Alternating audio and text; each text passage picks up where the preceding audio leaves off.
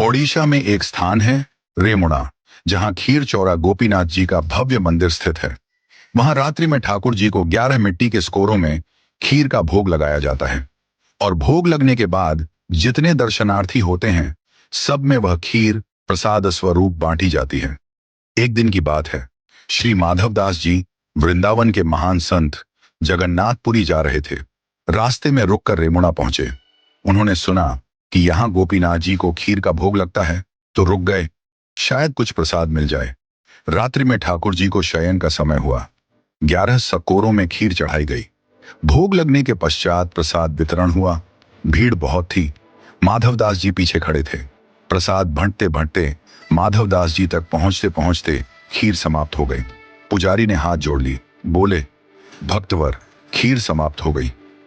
माधवदास जी 3 दिन से उपवास में थे, परंतु फिर भी न किसी से बोले, न कुछ मांगा। मन ही मन बोले, हे जगन्नाथ, आप तो जगत के अन्नदाता कहलाते हैं, पर आज आपके द्वार पर आकर भी अन्न नहीं मिला। वे एक वृक्ष के नीचे जाकर बैठ गए, भूखे प्यासे पर मौन शांत, भक्त वत्सल भगवान के भरोसे।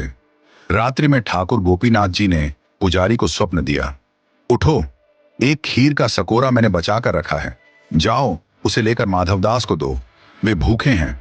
पुजारी चौंक गए, बोले, प्रभु, मैंने तो 11 स्कोरे ही चढ़ाए थे और सब बांट दिए थे। ठाकुर जी मुस्कुराकर बोले, नहीं, 11वां स्कोरा मैंने चुरा लिया था, अपने प्रिय भक्त माधवदास के लिए। पुजारी दौड़े। उन्होंने सचमुच मंदिर में एक स्कोरा पाया, जो अन्य प्रसाद से अलग रखा हुआ था। खीर अब भी गर्म थी, सजीव थी, सजीवता का अनुभव हो रहा था। वे दौड़कर वृक्ष के नीचे पहुंचे, जहां माधवदास जी बैठे थे। बोले, भक्तवर, प्रभु का प्रसाद पाओ। माधवदास जी बोले, अब इतनी आधी रात को खीर कहां से आ गई? क्या आप दोबारा बना लाए हैं? पुजारी भाव विह्वल होकर बोले, नहीं, प्रभु गोपीनाथ जी ने आपके लिए स्वयं चुरा ली थी खीर, आप भूखे ना रहें, इसीलिए। यह सुनते ही माधवदास जी प्रेम में झूम उठे। अगली सुबह उन्होंने मंदिर प्रांगण में नृत्य करना प्रारंभ किया।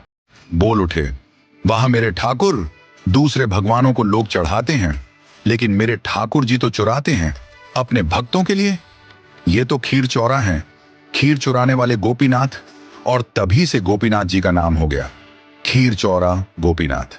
आज भी रेमुणा में रात को ठाकुर जी को खीर का भोग लगता है और उनकी वह प्रेममयी लीला सजीव रूप में याद की जाती है। भगवान कभी कभी भक्त के लिए चोर भी बन जाते हैं, क्योंकि उनका धर्म है भक्तों का रक्षक बनना। जो मांगते नहीं वो पाते हैं, ठाकुर जी की सबसे गहरी कृपा। बोलिए भगवान जगन्नाथ जी की जय, संत माधवदास जी की जय। जय जय श्री राधे।